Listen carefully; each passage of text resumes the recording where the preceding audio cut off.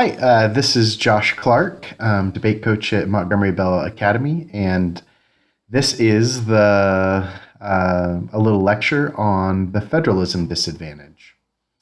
The first thing that I wanted to go over was some background information that can give you kind of a context. A lot of you haven't had a government class yet, or even a U.S. history class that would discuss federalism as a concept, and so I thought it would be important to go over what exactly is federalism prior to talking about the specifics of the disadvantage itself. So, why is federalism something that we value here in the United States? So, first of all, federalism is the balance between the authority and power of the state governments and the national government. When the United States was first created, we were a confederacy, and that was a loose affiliation of states held together by a very weak national government, where the states maintained nearly all of the rights. When creating the Constitution, vast powers were then given to the national government in order to try and prevent some of the problems that they were having in the Confederacy at the time.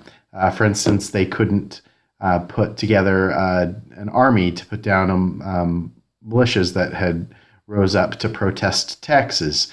They also were unable to collect a correct amount of taxes. They had no working court system. Basically, there was no centralized authority at all. And so the national government was put together in order to do that. And what we created was a federal government where the authority was balanced between the national and state governments. Now, I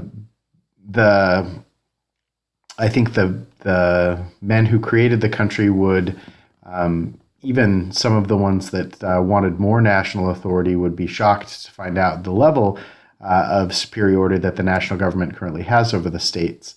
But nonetheless, federalism is still something that's living and something that's important in our political landscape. So why could federalism be considered a good thing? Well, state governments are closer to the people. And the idea is that leaving things up to the states that could be more catered to the individuals in the states would be better. And the idea is that different problems emerge in different areas, and to have one uniform law over everything might be faulty. That you need personalized solutions for local problems, and state governments are able to do that. State governments are also laboratories. So before a policy happens at a national level, it's a good idea to get the policies, a proving ground in order to succeed.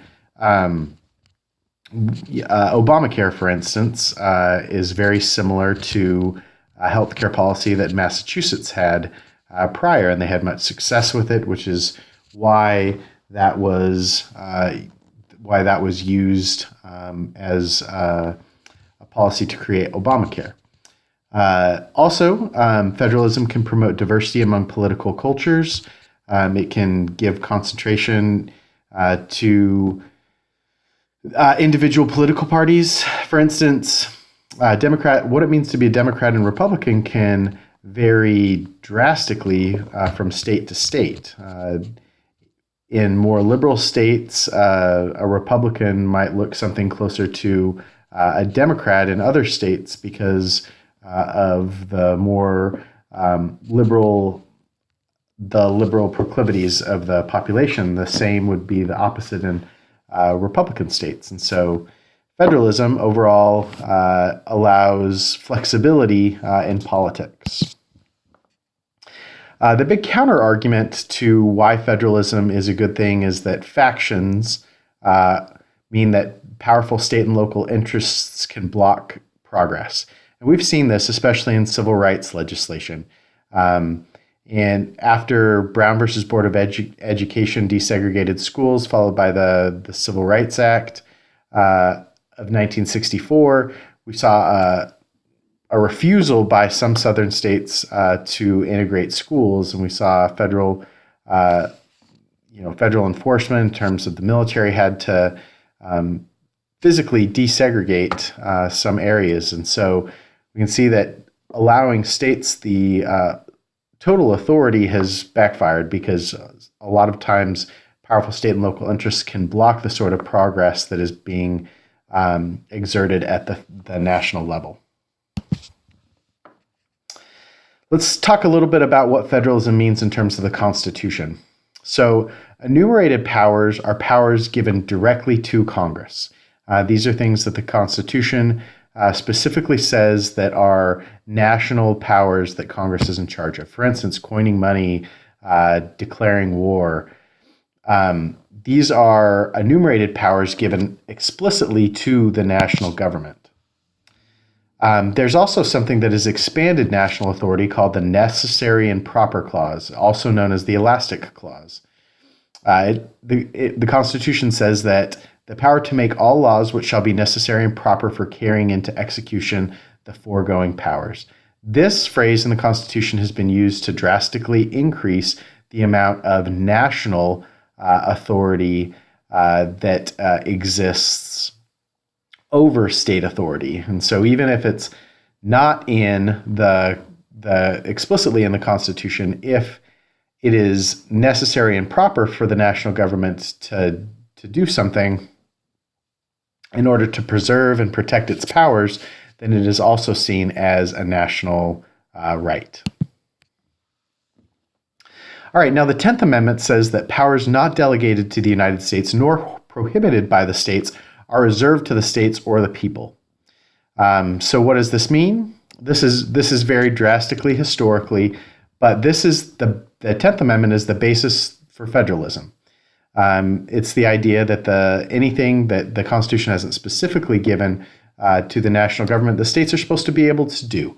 Now that's been chipped away, like we talked about, by the Necessary and Proper Clause, but it also gives the states a lot of say. And one of those things that is not explicitly given the right in the Constitution for is education, which is why education is largely considered a state right. So let's talk a little bit about the way that the federal system works. Now, there are concurrent or shared powers that exist between the states and the national government. These are things that both governments do. For instance, taxation, borrowing money, establishing courts. These are all things that both the state and the national government can do, so they're called concurrent powers. There's also the Supremacy Clause that states that national law trumps state law if the two conflict and national law is within Congress's powers. The easiest example that we can think of today are marijuana laws. Marijuana is against the law according to national law. However, several states have legalized it. If the national government chose to, they could still go in and confiscate and raid marijuana dispensaries, even though they're legal inside of states, because the national law trumps the state law. The other thing that I wanted to mention were the interstate rules of the road. There's the full faith and credit clause that states that individual states need to recognize laws and rights of other citizens from other states, and not just laws and rights from their own. The privileges and immunities clause states that there shouldn't be any privileges or immunities that are given to citizens of your state rather than citizens of another. And then extradition means that all states agree to send criminals back to the original place where crimes were committed. Now, the last thing that I want to talk about in terms of background are categorical grants versus block grants. Okay, this is how the national government gives money to the states, and this has been the primary focus of most of the policies regarding education by the national government are grants that can help influence what states do with education, because ultimately education is a state right. So it is, to a certain degree, kind of silly that we have a resolution regarding the national government taking control of education, given that it's constitutionally a state right. But the national government does get involved. We have a Department of Education, which is an executive agency that gets involved with states' education, gives direction and mandates. And the way that they get involved is usually by giving money. And almost always that money has strings attached. One of the ways they can do that is through a categorical grant. And this is when the national government gives specific action that needs to happen in order to get federal funds. And so it's kind of a, you have to do this, and if you do this, then we will give you the funds to do it. Now, there's a type of grant that's a little bit more flexible called a block grant. And these are more open-ended money to achieve predetermined purposes. So this allows states a little bit more flexibility about how to spend the money and promotes a better sense of federalism between the national and state governments, because it's nicer. It says, we realize you all need more money for education, but instead of telling you exactly how to spend it, you have more discretion over doing it. ESSA, or the primary education policy that currently is involved, is one more of cooperative federalism, where the national government provides some guidelines but leaves a lot up to the states and contributes money to help them meet those national goals. The last type of mandate that the national government can give is a federal mandate. And this means that the national government orders state governments to take some type of action. Now, there are unfunded mandates where Congress requires the states to spend money but does not give them any money in order to do this. The American with Disabilities Act is the primary expensive act that comes to mind in terms of giving states mandate without giving them any money to take care of it. Okay, so now you've had your background in federalism. Hopefully you all are still awake and still interested in what this disadvantage is about. But hopefully you now have an idea of what federalism is. It's the balance between the power between the state and local governments. And so this disadvantage says that right now that balance exists, and that the United States government in Washington, D.C., and the state and local governments in the 50 states are working together, and that current education policy defers to the states and gives them ultimate autonomous rights. And so when it comes to education federalism, or the balance of power between the national and state governments, that balance of power is currently in a good position. Okay, that is what we call uniqueness. Because if your argument is that the affirmative case is going to have the national government tell the states what to do, but the education federalism is already destroyed, it wouldn't matter if the affirmative further destroyed it. And so winning that there's some uniqueness to your disadvantage, meaning that there is currently a balance between state authority and national authority over education, means that the disadvantage is unique. The link is what applies the disadvantage to the plan. In this instance, we're debating about desegregation and exercising a new federal mandate in order to desegregate. Our link argument is what applies the disadvantage specifically to the affirmative. So as the negative team, we're going to say first our uniqueness argument, that everything is good when it comes to education federalism, and it's improving.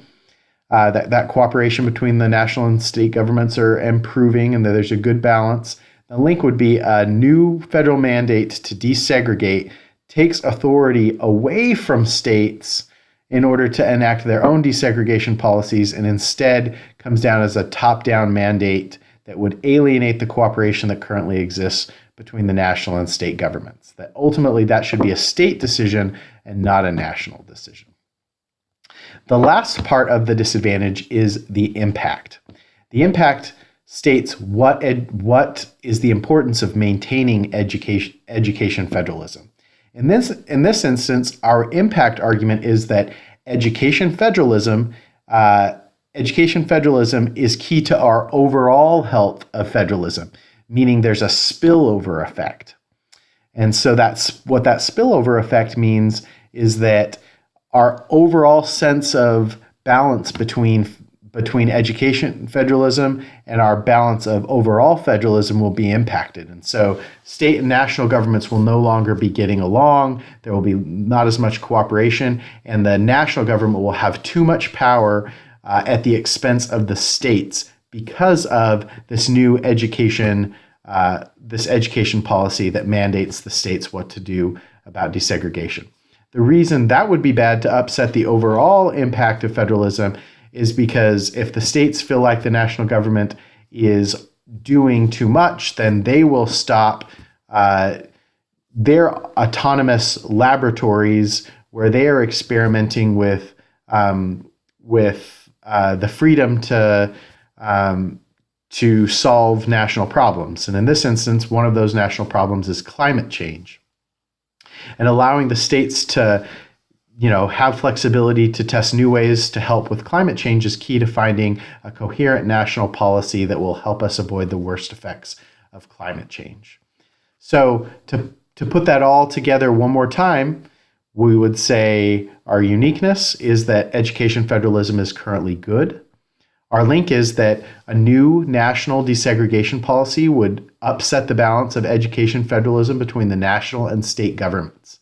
There would then be a spillover effect that would harm the overall health of federalism, or the balance of power between the states and the national government, which would lead to disincentivizing the states from coming up with new climate policies that could help the national government come up with a coherent policy to solve warming. And that is basically our disadvantage. Now, quickly, I wanted to point out each piece of evidence that exists. In the 1 and C, or the first negative constructive, the first piece of evidence you'll read is the Jacob 17 evidence. It says that there is a strong support for education federalism now, that current federal policy, or ESSA, the Every Student Succeed Act, is giving the states autonomy and is causing great cooperation between the states and national government when it comes to education federalism. The Marshall et al. Evidence says that new federal regulations could jeopardize that. If there's increased federal intervention at the expense of ESSA, and in the file, there are specific evidence about how a new national desegregation policy would do exactly that, would harm education federalism. And then we have the Wood et al. And 16 evidence says that education regulations will spill over to environmental law, and that state-based climate action is key to shaping overall federal climate action, which is key to preventing our extinction from climate change. So there it is: uniqueness, link, and impact. The negatives argument is that the affirmative team, has the national government overreach its bounds, which upsets our education federalism, which hurts our overall federalism, which means that states will not practice the correct type of environmental law necessary to find a good global warming solution for us. And that is the negative argument. So basically, we're saying that the affirmative team will cause global warming, which sounds kind of silly, but that's the way that debate works in terms of link changes that you can prove that ultimately they would lead to a negative impact. Now let's talk a little bit about how to answer this if you're the affirmative team. So there are 4 different arguments that you want to make in the second affirmative constructive once the first negative constructive has brought up this disadvantage. The first is a non-unique. You want to say overall the federalism has been pretty bad ever since the income tax was mandated in the early 20th century. Since then, the national government has exercised this, had various court decisions that increased the power of both the supremacy clause as well as the necessary and proper clause that kind of made the idea of what the founders of our country had in terms of federalism kind of a joke. The national government is, all powerful at the expense of the states. So the idea that there is some sort of unique federalism right now is kind of laughable when it comes to that. Also with, having a Department of Education when it's uniquely state rights has kind of proven that the national government is already being involved. And even something like school choice, which is what Betsy DeVos is interested in, also upsets the state's rights to choose if they don't like school choice. And so even though they're moving more to a libertarian agenda or a small government agenda, it's still telling states what to do. Next would be no link. All right, we have a no link argument that says that it's been established as it's a constitutional duty for the Supreme Court and the national government to get involved in segregation in public spaces. And so the idea that this is a state choice, would revert all the way back to Brown versus Board of Education, the 1950s. And empirically, it's just not a state decision. Segregation is indeed a national decision and should not be left up to the states. The next one would be to make a no impact argument, and that one of the easiest ways to do this is just say like climate change. There's ways to attack this idea of climate change killing us all. You could say climate change is already past the tipping point. We're already hosed.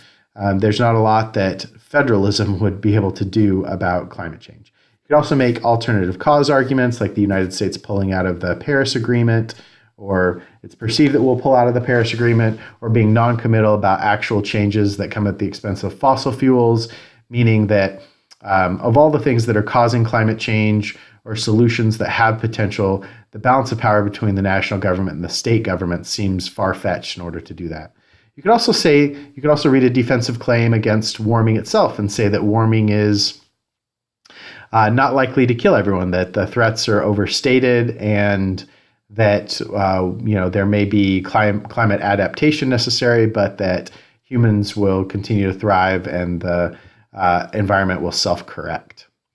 The last thing that you could say is no internal link, and this is by far the most persuasive argument you can make on the affirmative team, by the affirmative team. So I would definitely tell you to make this argument, and that is that education federalism does not spill over to the overall state of our federalism. So yes, a broad sense of federalism might be important to develop environmental law inside of individual states. However, education federalism is not one of those things. Education federalism has been something that there's been both a working relationship and infringement throughout history, and it's never really spilled over to other issues. It's kind of compartmentalized when it comes to education federalism.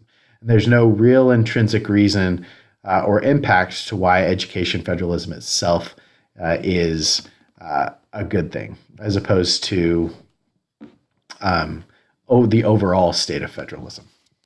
So let's go through a couple of the pieces of evidence that you should read if you're the affirmative team. You should be reading this in the second affirmative constructive to answer the disadvantage that was read in the first negative constructive. So you should read this Dyson and 16 evidence that says many federal laws concerning education have been passed over the last 50 years, meaning that the federal government has been way more intrusive in the last 50 years than just one little desegregation policy. In fact, the United States has already ordered desegregation from the national government, and it did not crush the total of federalism. And so if it wasn't true in Brown versus Board of Education, then it shouldn't be true with this policy. The federalism should still be able to continue to thrive. The next one you should read is this Crane 17 evidence that says that states can't solve warming alone. This is the idea that states' environmental law is not sufficient in order to challenge federalism, and that things like Trump not believing that warming is real or human caused has a much greater impact on the state of global warming than anything that individual states can do. The last piece of evidence, the last piece of evidence that I guess we missed one, but one of the evidence that I forgot to add is the no spillover argument. Remember, I mentioned when we started talking about the affirmative that the the best argument is that there's no spillover between education federalism and the overall state of federalism. So make sure you read one of those pieces of evidence from the affirmative section. The last piece of evidence I'd like you to read is the Robinson and 13 evidence. It says that education federalism causes segregation and inequality. This is something that we call an impact turn. So this is actually a qualitative argument that you're saying that federalism, when it comes to education, has historically not been a good thing.